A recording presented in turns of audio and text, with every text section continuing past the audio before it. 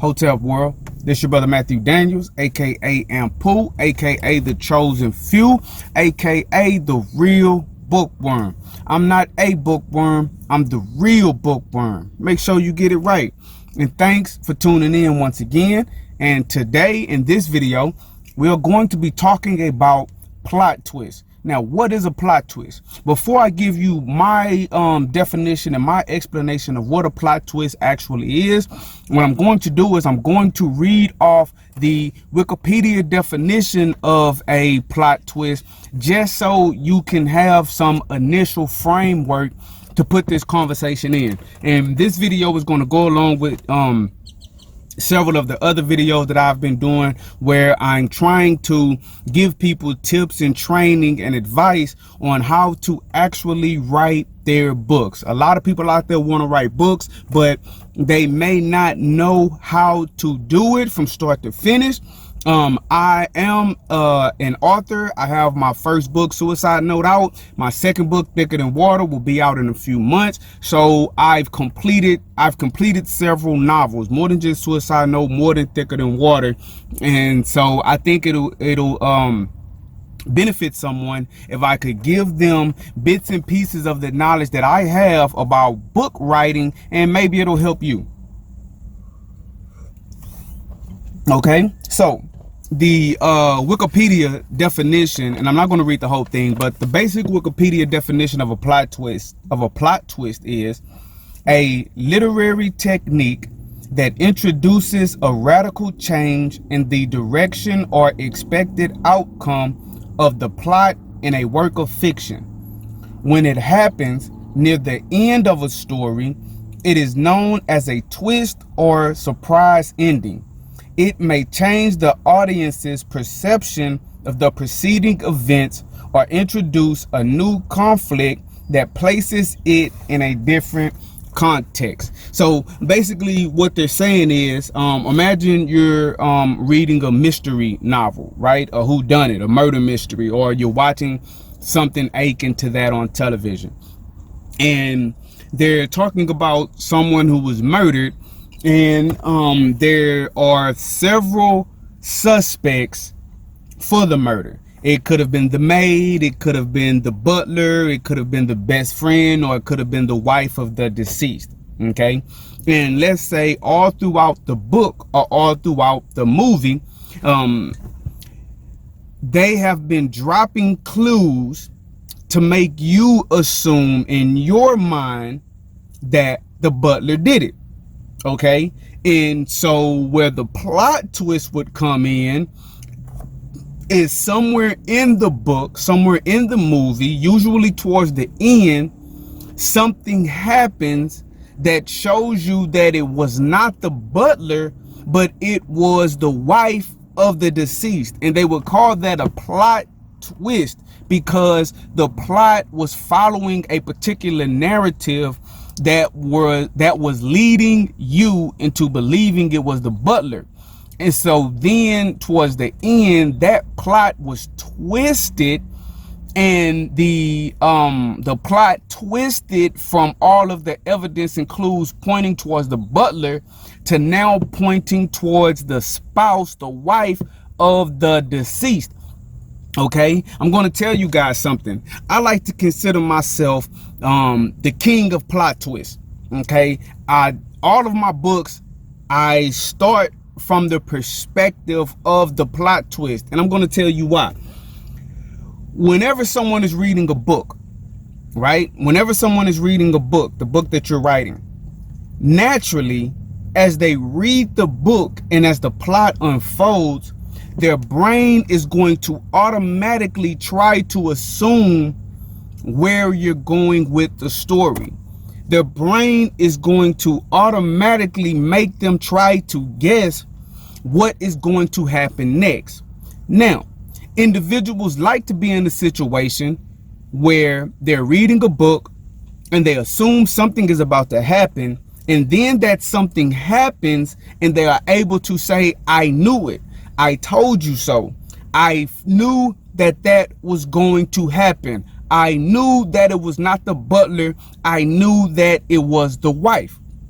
Okay, individuals instinctively do this when they're reading a book. If you think about it, whenever you're watching a movie, or whenever you yourself or watching a movie or reading a book, as the plot unfolds, you're automatically trying to guess what is going to happen, right? Now, as the author of a book, okay, as the author of a book, when you're considering using a plot twist, it is your job, right? It is your job to create the story and construct the story in such a way that the reader will not be able to properly guess the ending. Because I'm going to tell you something, although they will feel excited when they can say at the end, I told you so, I knew that was going to happen, I figured it out, they will be more drawn into you as an author, right? And they will be more drawn into your book if they cannot figure it out. So it's in your best interest to utilize a plot twist in such a way to where the reader does not see it coming, right? Now, a couple of tools you can use to create an effective plot twist, right? To create an effective plot twist. You can have someone that you trust. Maybe it's a friend, your best friend. Maybe it's your boyfriend or your girlfriend or your wife or your husband, something like that. Maybe it's your child if they are old enough, right? Or if you have a publishing company, maybe you're real close to the editor, right? Or maybe you're real close to the publisher, right? You want to have somebody that well, this is one tip, one trick, one tool. You want to have somebody that you can allow to read your work as you write it.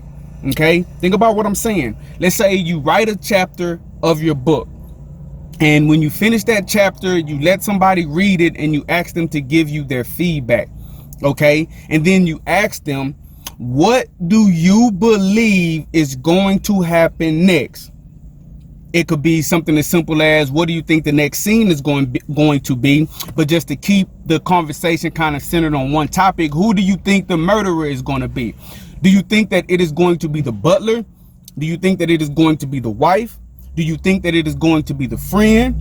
Do you think that it is going to be a character who has yet to be named? Or do you think all of these individuals were conspiring together to commit the murder? Or do you think it wasn't murder at all? Do you think it was suicide? What do you think based on what you have read, right? And you allow them to tell you what they anticipate is going to happen, right? Now, if they guess wrong, if they anticipate wrong, you know that you can continue with that train of thought that you are embedding into the plot because it is working. Now, if they guess correctly, right? If they guess correctly, you know that you have not placed enough misdirection in the story. So then you can go back and either edit something that you already wrote, which I don't suggest, but you can edit something that you already wrote, or you can change the plot, right? You can change the plot. Remember, you are the creative force behind your novel. You are the individual that is putting this thing together. You can change it on a whim. You may have planned in your mind, right, for the wife to be the murderer the whole time. But if you see that you're 8 chapters in and you have tried to convince the reader that it was the butler, but it's obvious from what you've written that it is going to be the wife of the person that is deceased, you can change in your mind who is actually going to be the murderer. You can say, okay, if at this point, based on the feedback that I have received, the reader is most likely going to assume that it is the wife who committed the murder. So at the end of the book, I am going to make the murderer the butler, right? It's okay to lock yourself into certain ideas when you're writing the book and when you're constructing the book, and to not waver or change from that. But when we're talking about plot twists, if you want your story to have that literary device as a major component, which I do, as a major component in your novel, okay, and it's something like a whodunit, a murder mystery, never be afraid to adjust who the murderer is going to ultimately become in the end, right? So there's one tool that you can use. You can have someone who you allow to read your story as you're writing it, chapter by chapter by chapter, and asking them for their feedback on what they think is going to happen.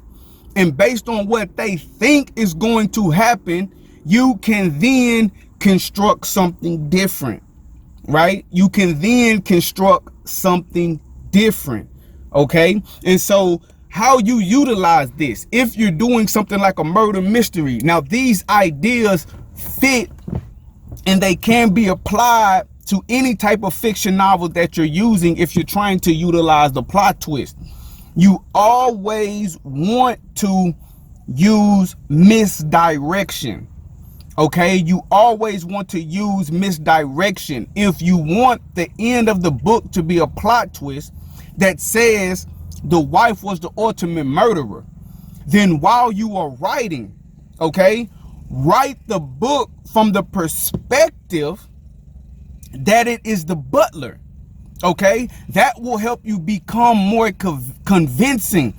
Put in evidence and clues that specifically point at the butler. Now, once you do that, you have yourself locked into a certain narrative. So when you get to the point when you want to do the ultimate plot twist, what you may want to do is put those ideas that you had, okay, that's telling you that you want it to be the wife, but you want to convince the reader that it is the butler, and you attempt to convince the reader with evidence and clues to point to the butler. When you get to the point to where you are going to make your plot twist, okay, that you are going to make your plot twist and say that it is the wife, you have to give some type of credible explanation for why none of the clues pointed to the wife. Because if none of the clues pointed to the wife and you never explain how the wife actually is the guilty party, then your reader is going to be like, okay, it was a plot twist, it was the wife, I didn't see it coming, but it doesn't make any sense. The wife wasn't there when the murder happened. The wife fingerprints wasn't on the murder weapon. She had no motive. She had no opportunity. I don't get how it was the wife. It doesn't make sense. And so even though you tricked them, right? Even though your plot twist was an effective plot twist, okay, you misdirected them, and then you boom, you wham, you hit them with the plot twist. Even though you successfully did that, you just threw your book in the trash because the individual was going to say that, you know, it was a nice read, but it didn't make sense.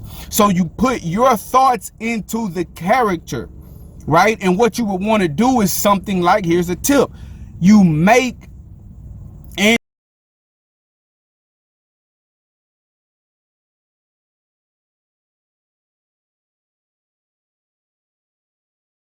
okay, sorry about that. I had some technical difficulties, so I'm picking up this video now that I'm at home. So what I'm saying is, here's the tip. What you want to do is put your thoughts and your ideas into the mind of the character. So let's say that, and I'm just trying to gather my thoughts, pick up where I left off. Let's say that you convince the reader that it was the butler who did the crime, who did the murder. And you convince the reader of this because you wanted to have a plot twist in the end in which you revealed the fact that it was actually the wife of the victim. So your reader will be like, oh my God, I never saw that coming. Well, in order to make that make sense, here's something that you could try. You could make the wife, the actual murderer, responsible for the things you said and did in order to convince someone that it was the butler. Let me make that make sense. Let's say when you were writing the book, you were writing the book from the perspective that it was the butler who committed the murder. So you may have said something like, when the police department, when the forensics team for the police department ran the fingerprints on the murder weapon, the fingerprints came back to the butler. Now that's something you may have said previous in the book for purposes of misdirection. So what you would do is, when you reveal your ultimate plot twist that it was the wife, you want to write into the story a scenario in which the wife actually manipulated the evidence. Maybe she tricked the butler into touching the murder weapon before she actually committed the crime, so that the butler's fingerprints would be later found on the murder weapon. Maybe the wife was maybe she was having an affair with one of the police officers, right? And she got the police officer to forge the results, and the police officer lied and said that it was the butler's fingerprints on the actual murder weapon, right? Something like that. You would explain this evidence by way of it being planted evidence that the wife planted, that the actual killer planted, as opposed to something that you did yourself as the author.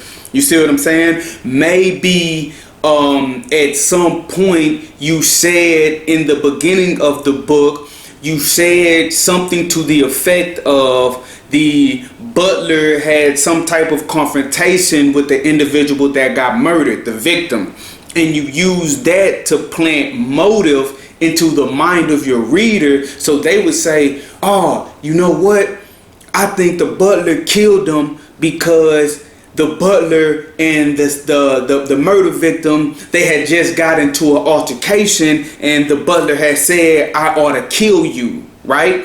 What you want to do when you do your ultimate plot twist, in order to make that make sense to the reader, you add in some scenarios in which you reveal that ultimately the wife was the puppet master behind that altercation. She lied to the butler and she lied to her husband to make them get into that altercation. Okay, and the reader was going to be like, oh, that's why they got into that altercation. The wife, she had the cop lie about the fingerprints, and she was the one who made the butler and her husband get into a fight just so she could make it look like the butler was guilty. So you understand what I'm saying? So you want to make the wife look as if she has been framing the butler all along.